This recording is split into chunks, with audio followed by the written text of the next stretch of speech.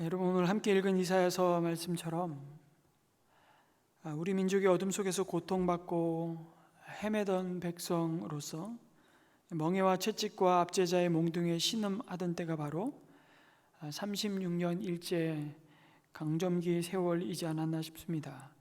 말과 글을 빼앗기고 우리 민족의 전통과 역사를 아주 미개한 것으로 송두리째 지워버렸던 그 시절,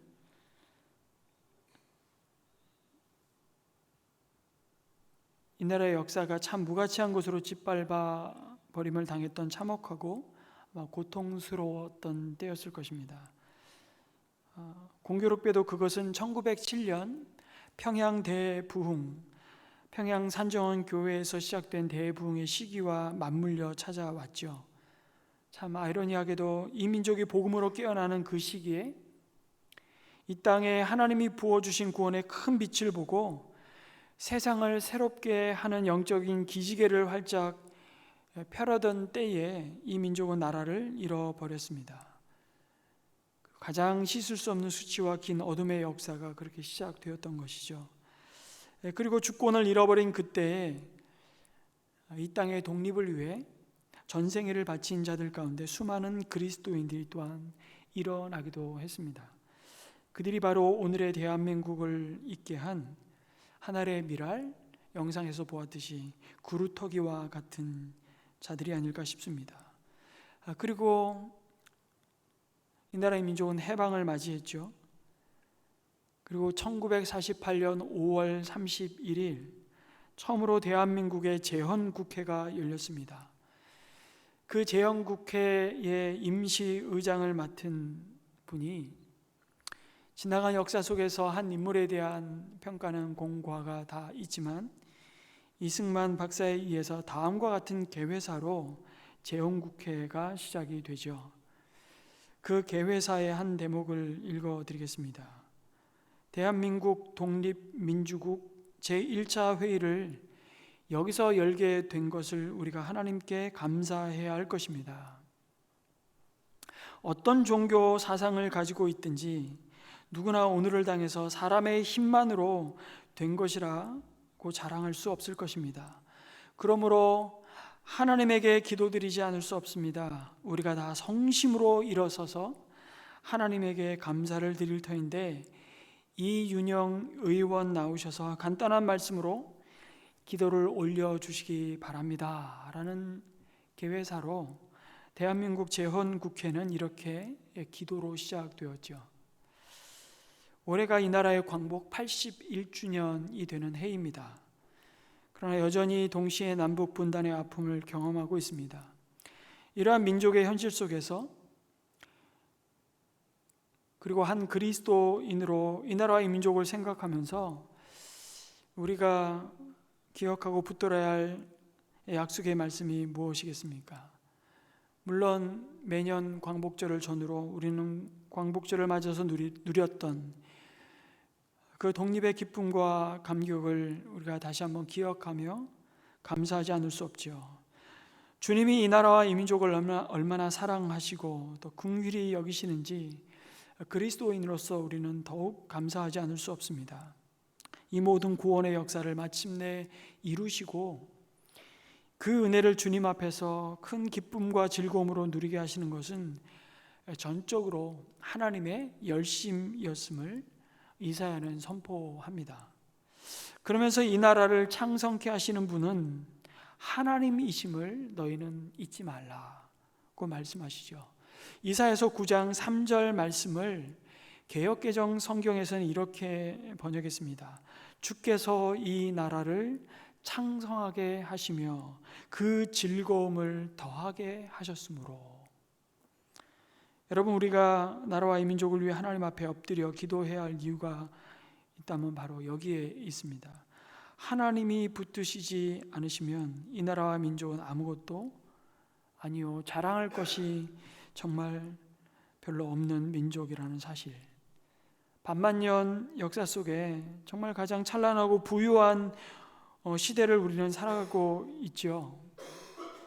제가 종종 자주 말씀드리지만 100수십 년 전에 이 땅에 가장 영광스러운 삶을 누렸던 고종 황제가 누렸던 삶보다 평범한 오늘 이 시대의 우리 중산층이 누리는 삶이 훨씬 부유하고 윤택하다고, 그런 윤택한 부유한 삶을 살아가고 있지만 이 터전이 하나님의 은혜 위에 놓여져 있음을 망각할 때 이 민족은 희망이 없음을 우리는 믿는 자들이죠.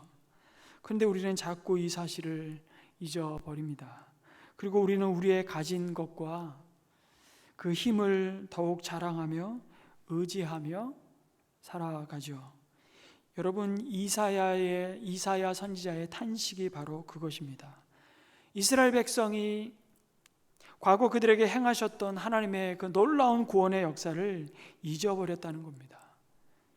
그러면서 그들이 무겁게 맬 수밖에 없었던 멍에와 그들의 어깨에 내리쳐진 채찍과 압제자의 몽둥이를 꺾으셨던 하나님, 그 전능자의 손길과 은혜를 기억하지 못하고 또다시 맞닥뜨리고 있는 민족의 위기 앞에 그들은 당장 그들의 생명을 쥐고 있는 것처럼 보이는 열방을 의지하며 하나님께 도움을 구하기보다는 그들에게 달려가는 모습을 이사야서는 탄식하면서 책망하고 있습니다.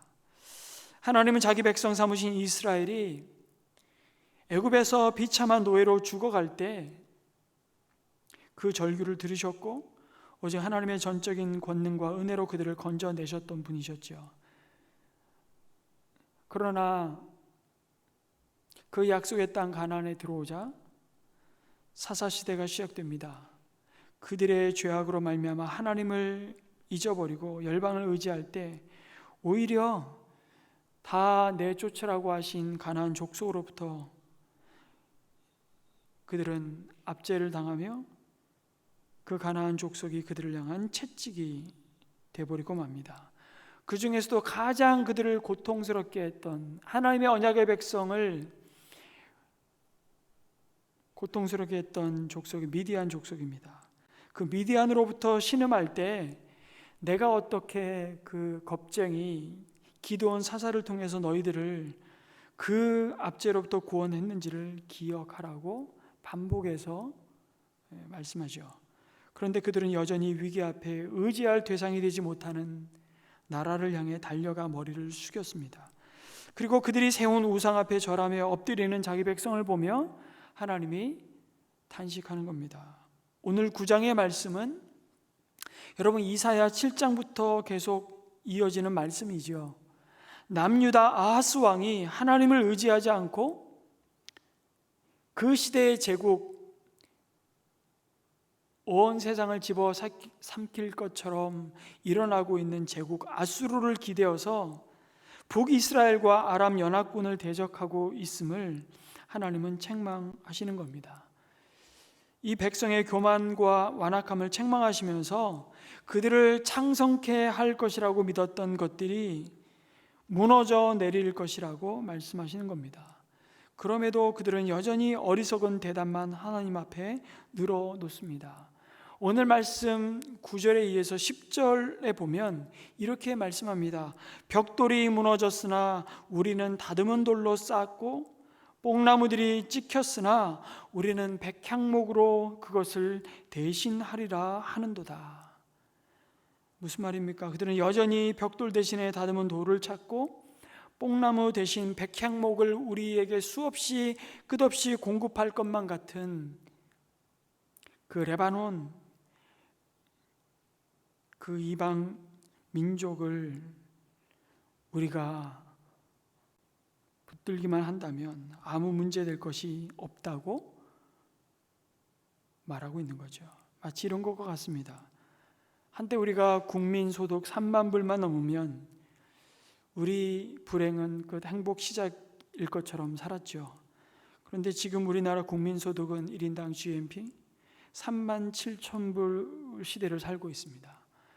1인당 개인 GNP로 따지면 일본을 이미 넘어서기 시작했습니다.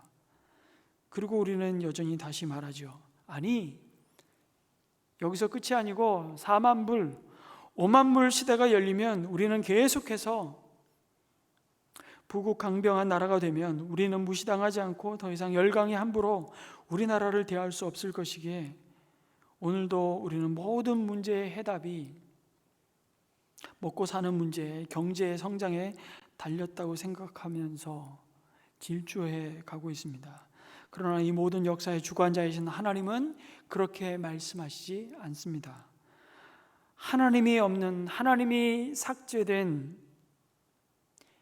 부국강병이야말로 오히려 그 인생을, 그 민족을 더 빨리 하나님 앞에 교만하게 할 수도 있음을 이스라엘의 역사는 우리에게 반면교사로 이스라엘의 역사를 드러내시며 보여주고 있는 것이죠. 아니, 하나님을 떠난 모든 인생의 길이 그러했다고 말씀합니다. 하나님을 인정하지 않고 하나님을 두려워하지 않는 그 부유함은 우리의 영혼의 눈과 귀를 오히려 멀게 하고 결국 우리 민족이 나아갈 길을 오히려 깊은 수렁에 빠뜨리게 하는 길임을 경고하는 메시지가 이사야서 1장부터 39장까지 계속해서 반복됩니다.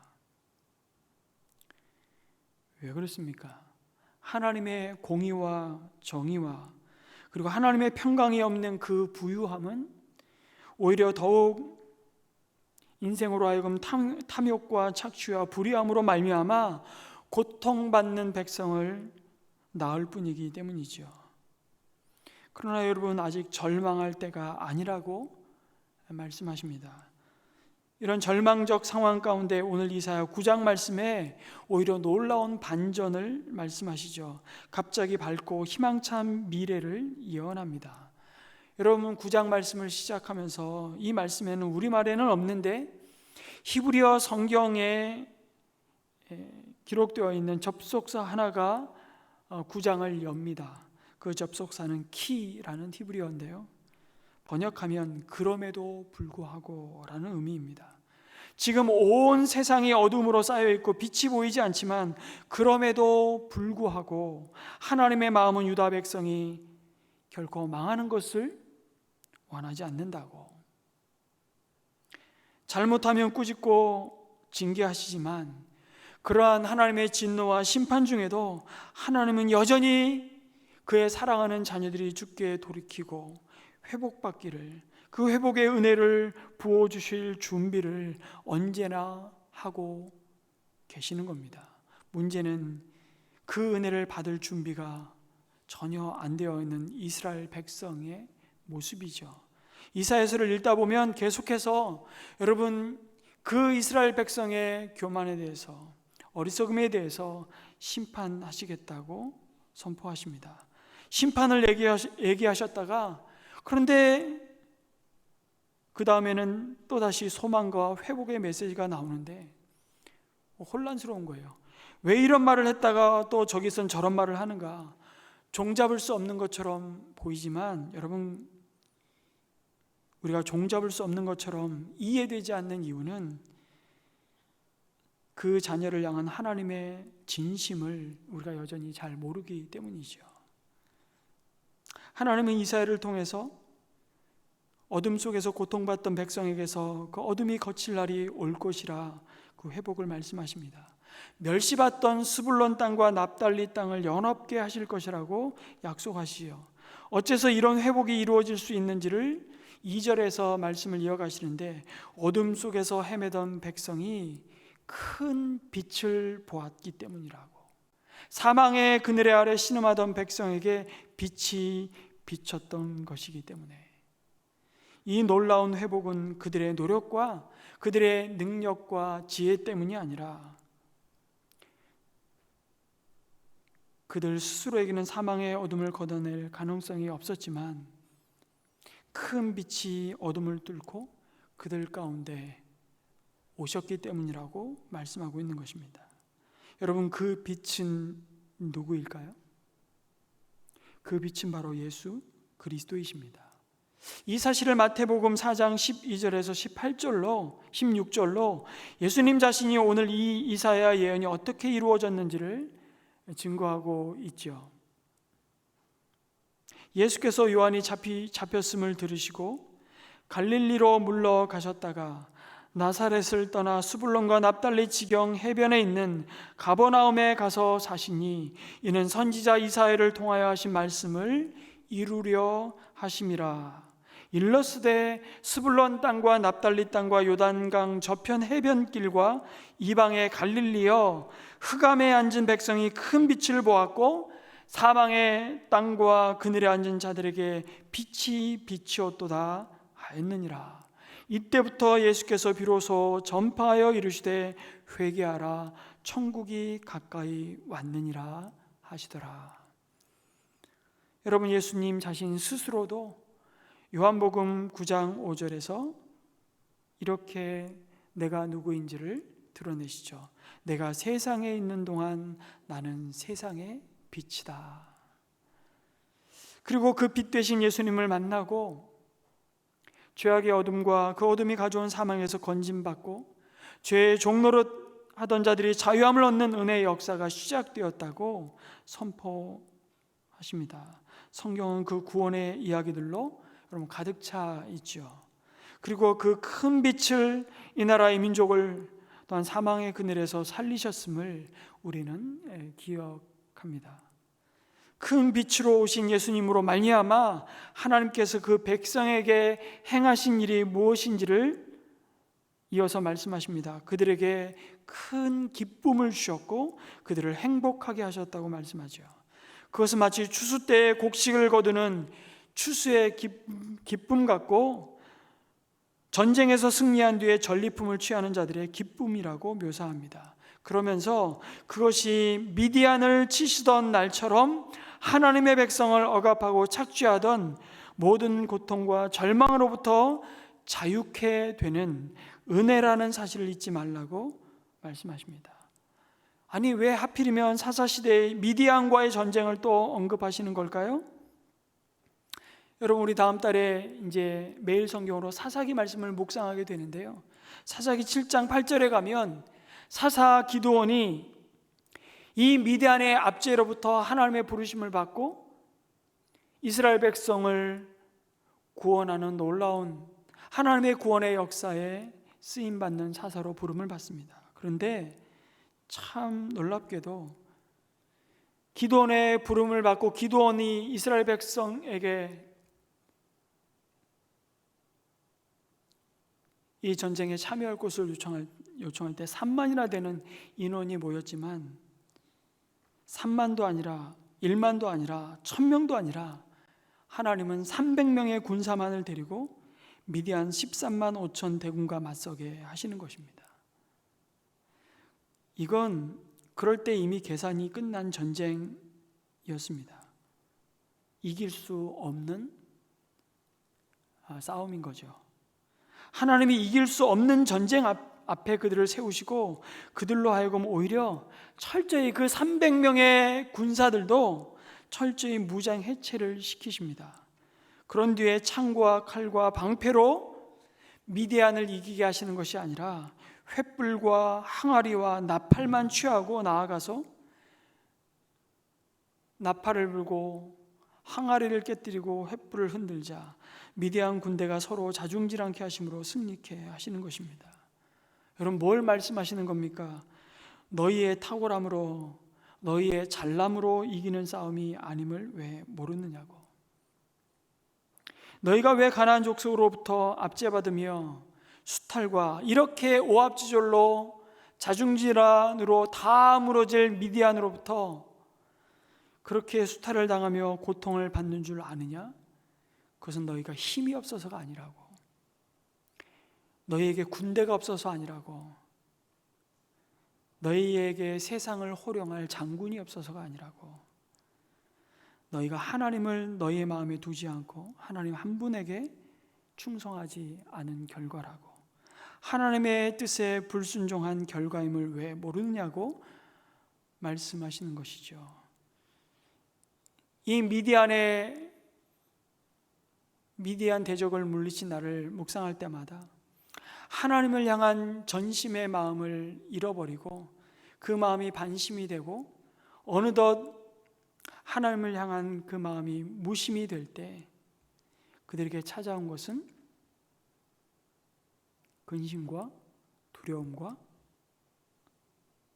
환난이었다는 사실을, 그래서 정말 하나님께 충성하는 그 길과 그 마음이 나누어지고 갈라진 그 삶의 결과가 무엇인지를 똑똑히 다시 그 역사를 살피고 보라고 말씀하십니다. 그래서 저 한자를 보다가 참 놀라운 의미 있는 한자를 보게 됐습니다. 여러분, 누군가에게 충성할 때 충성할 충자를 쓰죠. 그래서 군대에서 경례가 늘 충성 아닙니까? 제가 군부대 근무할 때는 저희 부대는 성실이었는데 충성이라는 인사를 많이 하죠. 근데 그 충자가 충성할 충자인데 한자로 어떻게 되는 줄 아십니까? 마음심자 위에 가운데 중자가 있죠. 그게 충이라는 뜻입니다. 우리의 마음의 중심이 한 사람에게 향할 때 그것이 바로 신실함이고 충성됨이라고, 하나님은 이스라엘 백성에게 그 믿음을 요구하셨죠. 그리고 그 이스라엘을 통해서 열방이 하나님만이 참 예배받으실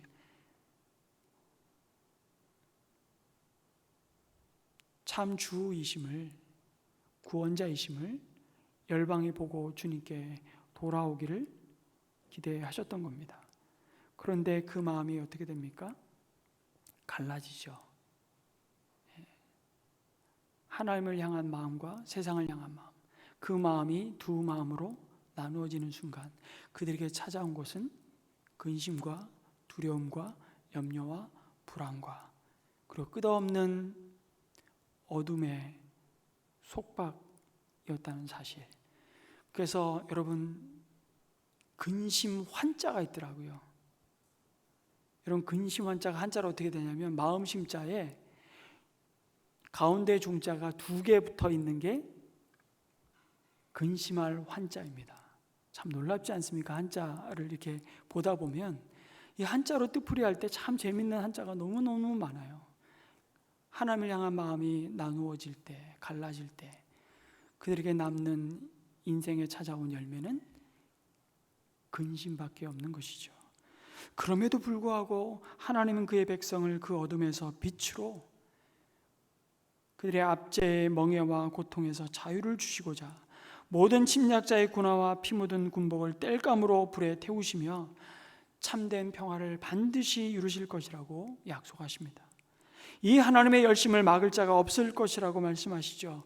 그리고 그 놀라운 구원의 약속과 소망이 참 더 놀랍게도 한 아기의 탄생으로 마침내 시작되고 이루어졌음을 이사야는 예언합니다. 여러분, 이 아기가 누구일까요? 7장에 이미 14절에 예언하셨던 처녀의 몸으로 잉타여 낳을 아들, 곧 그 이름은 임마누엘이라 부르게 될 한 아기의 탄생, 그 아기의 탄생으로 말미암아 진정한 평화와 어둠으로부터 해방을 얻는 자유함이 시작되었다고 말씀하시죠. 한 아기의 탄생이 우리를 위해 태어났기 때문이라고 말씀하십니다. 그리고 우리가 한 아들을 모셨기 때문이라고 말씀하시죠. 이 한 아기가 누구일까요? 우리는 너무 잘 알고 있습니다. 바로 사람의 몸을 입고 이 땅에 오신 예수 그리스도이심을 우리는 압니다. 여러분은 어떻게 아셨습니까? 이제 그 은혜의 빛이 우리 마음에 비추어졌고 우리가 진리의 눈을 떴기 때문입니다. 우리 스스로 뜬 것이 아니라 영원한 진리이신, 진리의 빛이신 그 주님이 우리의 마음을 밝히시고 우리로 하여금 우리를 지으시고 우리를 다스리는 창조주 하나님을 보게 하시고 믿게 하시고 알게 하시고 예배케 하셨기 때문입니다.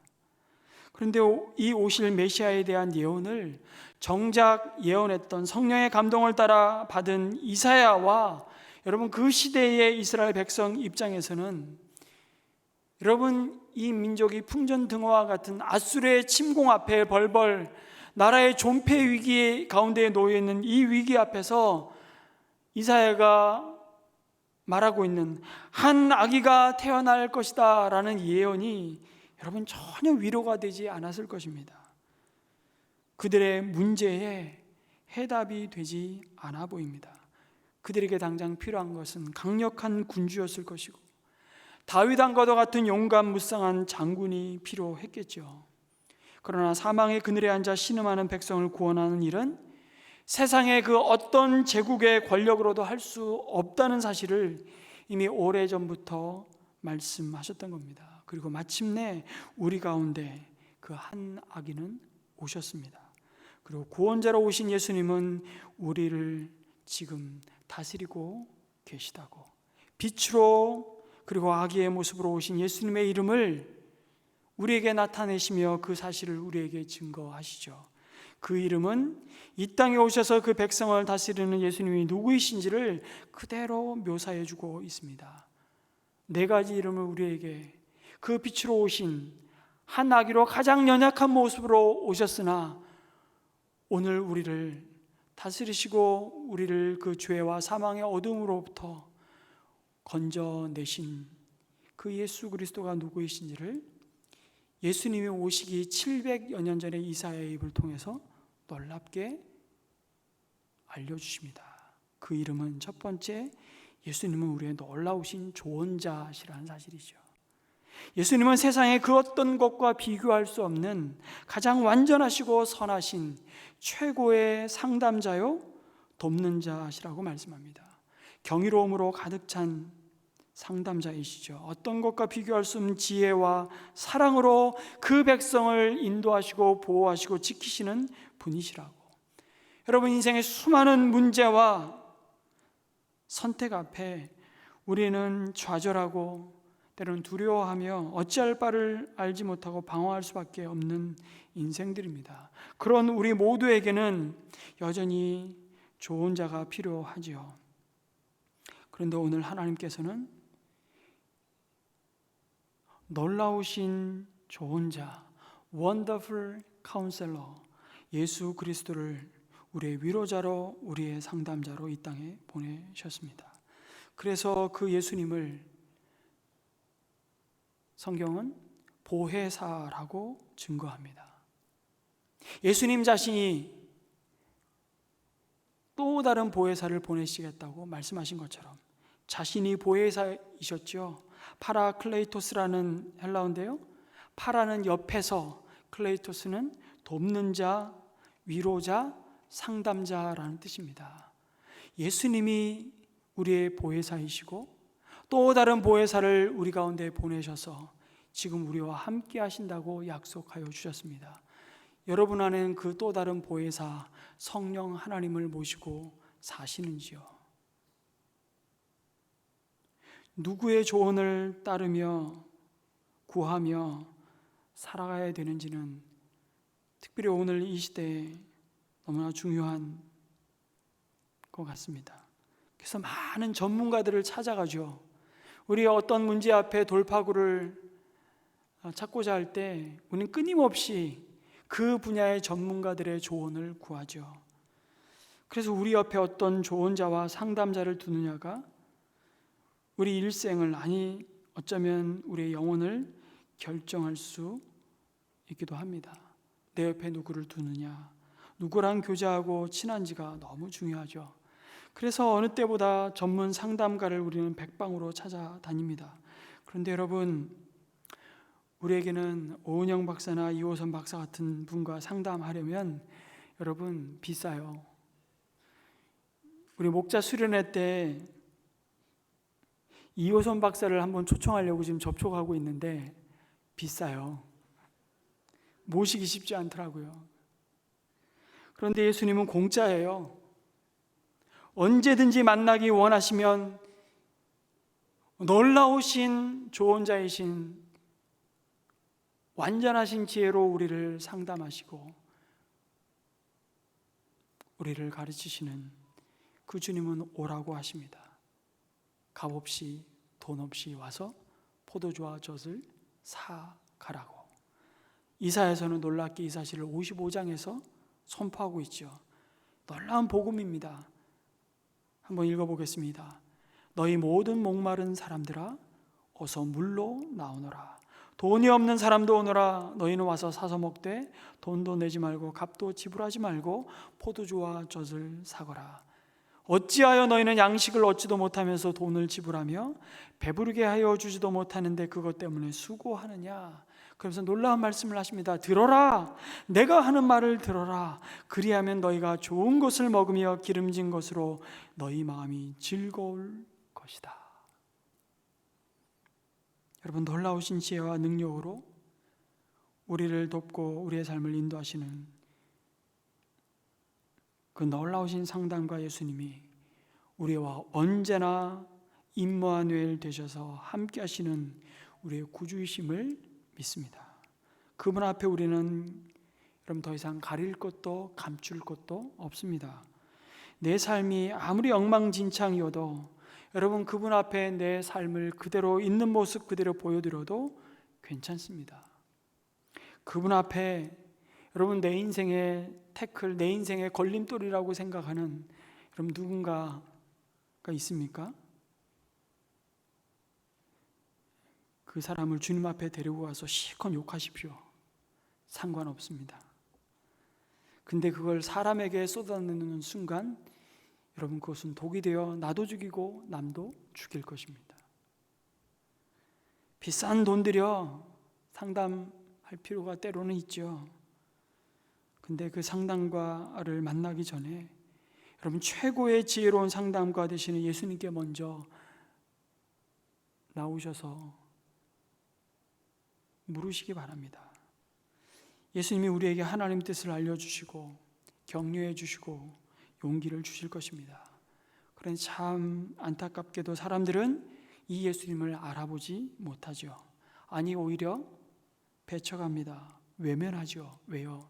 빛이 어둠에 비추나 빛을 싫어합니다. 그 어둠이 드러날까 봐, 폭로될까 봐.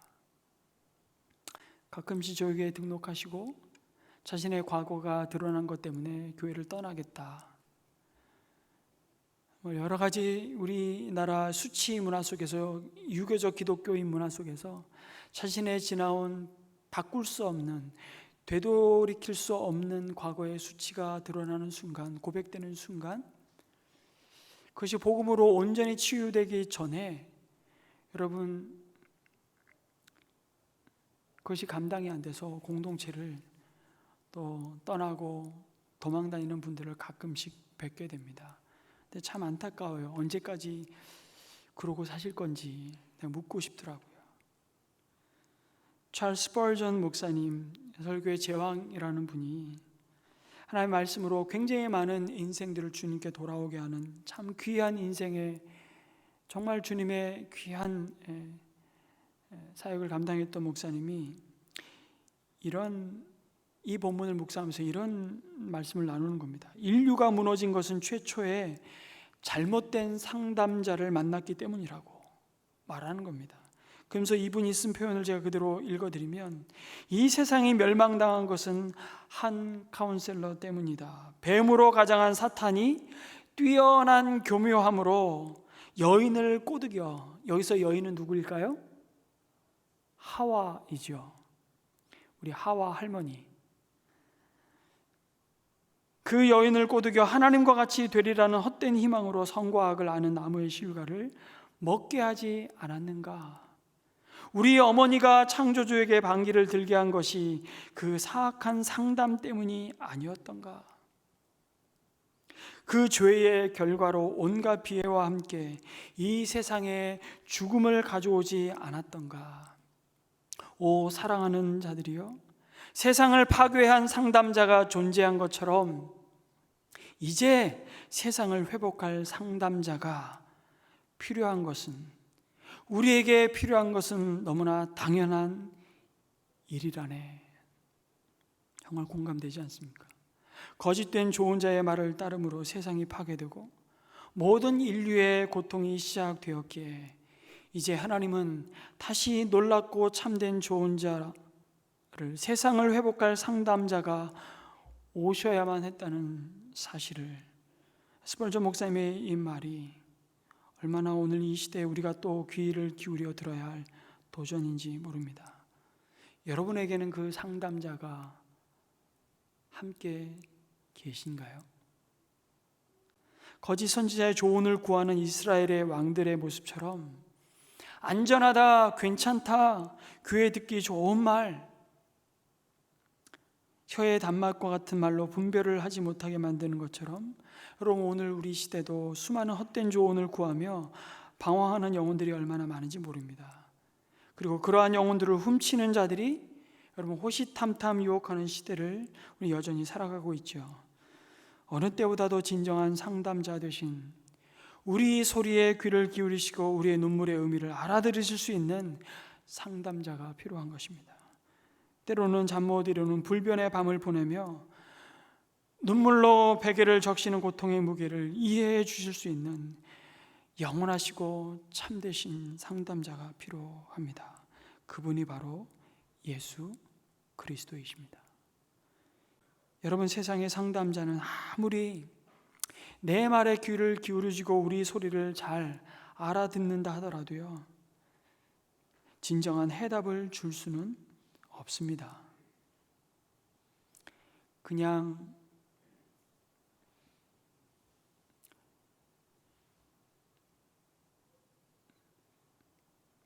판단만 할 수 있죠. 그러나 우리 주 예수 그리스도께서는 풀리지 않는, 그래서 여전히 진도가 나가지 않는 모든 인생의 문제 앞에 사실 해답 자체이신 줄 우리는 믿습니다. 그래서 예수님은 우리에게 말씀하셨죠.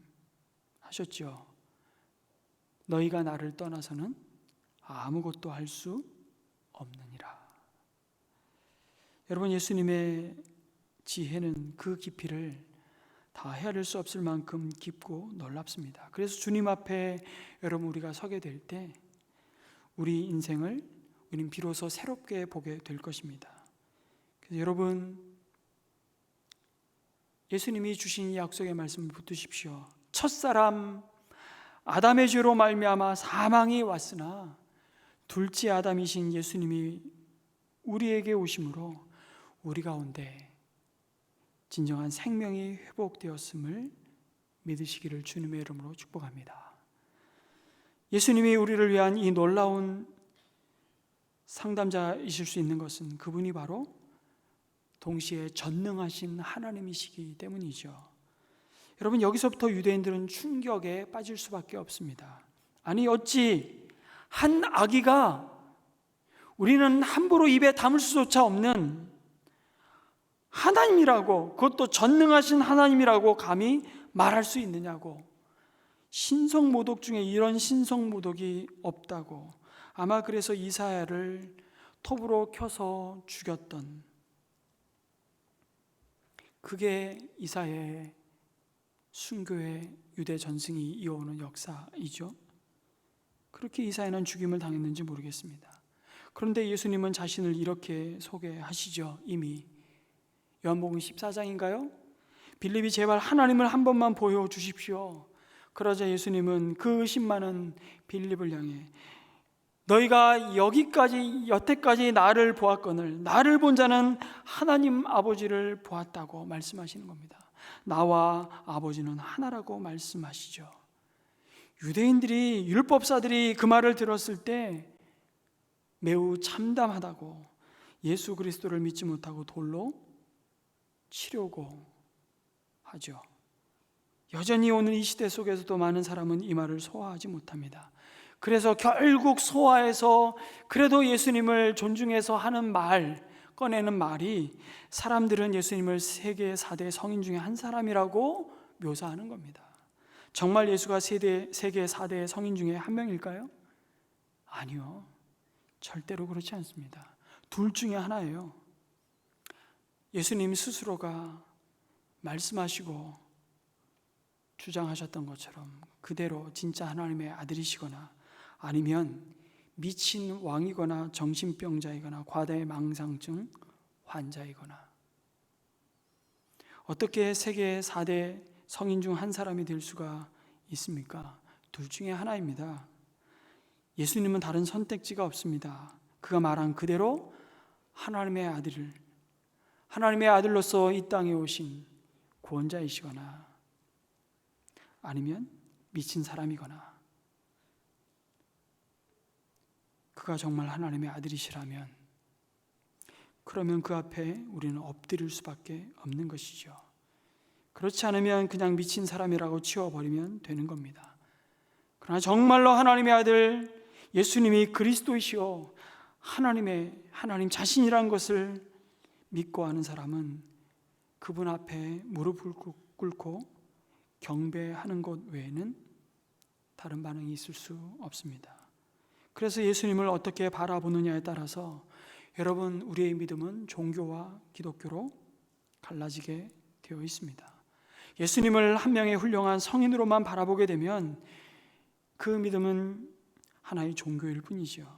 그러나 예수님은 전능하신 하나님으로 믿고 바라보게 되면 그 믿음은 생명의 진리가 되는 것입니다. 저는 그분을 하나님의 아들로 믿습니다. 우리가 예수 그리스도 정말 그분을 우리의 전능하신 하나님으로 만나게 된다면 그때 일어나는 것은 다른 것이 아닙니다. 그때가 바로 참된 예배가 드려지기 시작하는 때인 줄 믿습니다. 여러분 오늘 예수님을 하나님의 아들로 믿고 그분만이 우리의 유일한 구원자이심을 받아들이는 은혜가 있기를 주님의 이름으로 축원합니다. 여기서 우리가 알아야 할 것이 하나 있죠. 그분은 하나님이시나 전능하신 하나님이시라고. 한 아기로 누가 보아도 너무나 연약한 모습으로 끊임없는 돌봄을 받아야 할 존재로 오셨지만 예수님은 놀라운 조언자이심과 동시에 그가 조언하신 그 약속하신 것을 능히 지키시고 이루시는 전능하신 하나님이신데 여러분 그 전능하심은 우리의 이기적이고 탐욕스러운 소원을 이루어 주는데 전능하신 것이 아니라 우리를 어둠에서 빛으로 죄의 삭신 죽음에서 생명으로 절망에서 소망으로 저주에서 구원으로 불러내시는 데 있어서 전능하신 하나님이신 줄 믿습니다. 그래서 스바냐 3장 17절은 놀라운 고백을 하죠. 우리 같이 한번 읽겠습니다. 시작. 너의 하나님 여호와가 너의 가운데 계시니 그는 구원을 베푸실 전능자시라. 그가 너로 말미암아 기쁨을 이기지 못하시며 너를 잠잠히 사랑하시며 너로 말미암아 즐거이 부르며 기뻐하시리라 하리라. 우리 가운데 함께 하시는 임마누엘 하나님이 어떤 분이시라고요? 그는 구원을 베푸실 전능자시라고요. 우리의 문제를 다 해결하시고 우리의 고난을 다 해결하심으로 그의 전능하심을 드러내시는 분이 아니고요.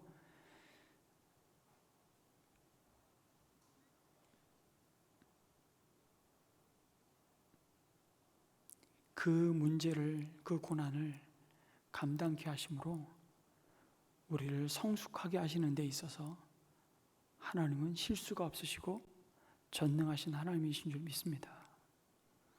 우리 욕심대로, 우리의 원함대로 하나님이 우리의 소원을 이루어 드리는데 전능하셨다면 내일은 지구의 종말입니다. 우리가 얼마나 이기적인 존재들인데요. 그 전능하신 하나님이 우리의 영존하시는 아버지라고 말씀하고 있죠. 이 세상의 아버지가 귀하지만 여러분 영원하지는 않습니다. 저는 생각보다 일찍 아버지를 주님의 품에 떠나 보냈습니다. 그리고 제가 아버지가 되어서 이 삶을 살아가는데요. 잠깐 그 역할을 맡고 있는 것인데도 참 무능하다는 것을 경험할 때가 많습니다. 게다가 선하지도 않고요. 자녀들을 위해서 사실 해줄 수 있는 게 별로 없다는 것을 아버지로서의 인생의 세월을 살면 살아갈수록 더욱 절감하게 되는 것 같습니다. 그래서 그것이 철들어가는 것 같아요. 철든다 하잖아요. 너 언제 철들래? 자신의 그 한계를 마주할 때 그것을 인정하는 것이 여러분 철드는 겁니다.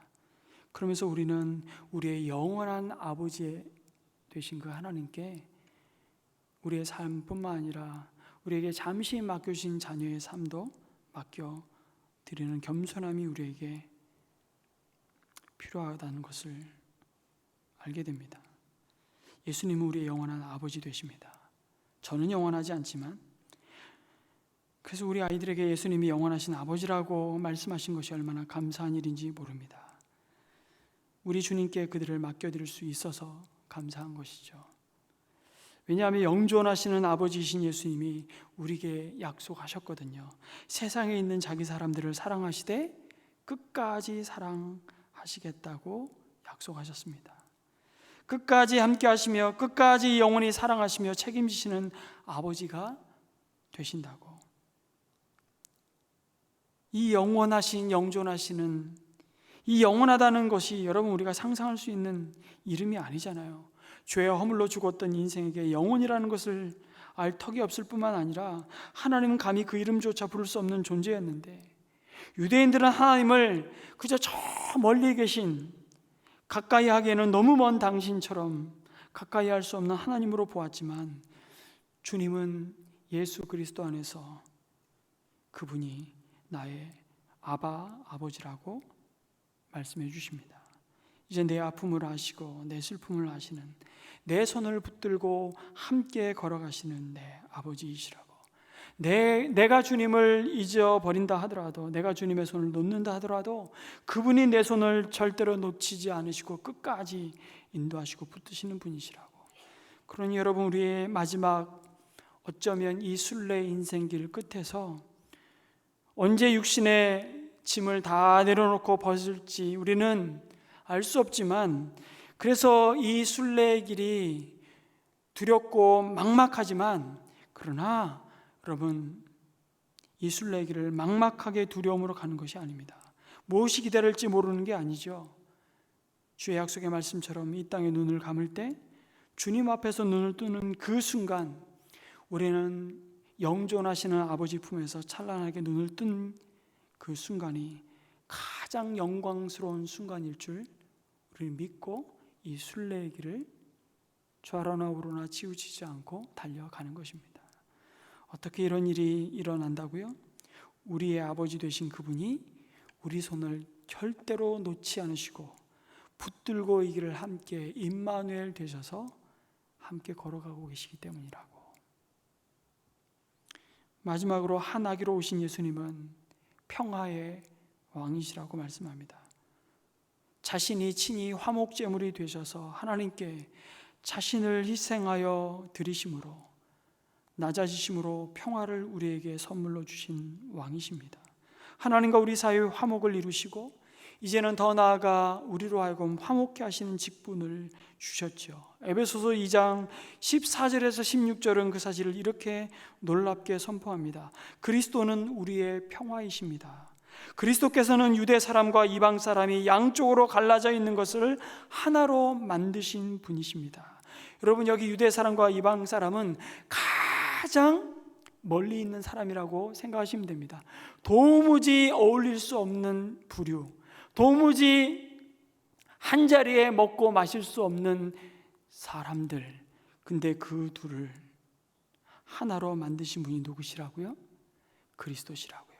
그분은 유대 사람과 이방 사람 사이를 가르는 담을 자기 몸으로 허무셔서 원수된 것을 없애시고 여러 가지 조문으로 된 계명의 율법을 폐하셨습니다. 그분은 이 둘을 자기 안에서 하나의 새 사람으로 만들어서 평화를 이루시고 원수된 것을 십자가로 소멸하시고 이 둘을 한 몸으로 만드셔서 하나님과 화해시키셨습니다. 할렐루야. 여러분, 평화라는 단어 우리 너무 말하기 좋죠. 그 평화를 얼마나 갈망하면 우리 매일 만날 때마다 인사, 안녕하셨습니까? 평안하셨습니까? 라는 질문을 아침 저녁으로 우리는 합니다. 그 평화를 그렇게 갈망하지만 그 평화를 가져올 수 있는 능력도, 그것을 지킬 지혜도 우리에겐 없습니다. 여러분, 전쟁이 없다고 평안이 오나요? 세상이 윤택해졌다고 평화를 누리고 있습니까? 하나님을 만나는 순간, 사실 천지창조의 주님을 내 주인으로 모실 때 비로소 진짜 그 평화는 시작되는 것을 우리는 압니다. 힘으로, 권력으로, 내리누름으로 유지되는 평화는 결코 유지될 수도 없고 영원할 수 없습니다. 여러분, 이렇게 아름다운 세상, 이전보다 더 발전된 세상에서 우린 살고 있는데 언제 이런 세월을 또 누릴 수 있을까만큼, 그런데 그 모든 걸 누리게 된 세상에서도 여러분, 평강 없이 살아가는 사람들, 여전히 고통 속에, 아픔 속에, 상대적인 박탈감과 가치 속에 아파하며 살아가는 사람들로 넘쳐나죠. 그럼에도 그리스도인들이 다른 이유가 무엇입니까? 그 평화를 내가 만들어내는 사람들이 아니라 그 평화의 왕이신 그 예수님이 우리 안에 오셔서 그 평화를 이루시겠다고 말씀하시고, 그 하나님의 열심이 반드시 오늘도 우리의 삶을 통해서 나타날 것이라고 말씀하시는 겁니다. 그래서 하나님을, 그 평화의 왕이신 예수님을 내 속에 모시게 되면 달라질 수밖에 없는 거죠. 눈빛이 다르고요, 우리의 말이 다르고 사람을 대하는 태도가 달라지는 것입니다. 평강이 없는 곳에 가서 끊임없이 긴장을 유발하고 불편하게 만들고, 그게 아니고 우리 속에 평강으로 오신 주님이 나의 주님이시라면 내가 어느 곳에 있든지 내 존재 자체가 화합을 이루게, 하나 되게 만들고 평화의 강물이 흘러넘치게 만드는 화목케 하는 부르심이 우리를 찾아오신, 평화의 왕으로 찾아오신 예수님 때문이라는 사실을 우리는 고백하지 않을 수 없는 거지요. 우리의 가정과 우리의 목장과 주님의 몸된 교회가, 우리가 밟는 땅 가운데 우리를 통해서 화평케 되는 은혜가 있기를 주님의 이름으로 축복합니다. 여러분, 한 아기의 몸으로 오신 예수 그리스도를 통해 하나님이 이 모든 역사를 우리에게 반드시 이루시고야 말겠다고 약속하셨습니다.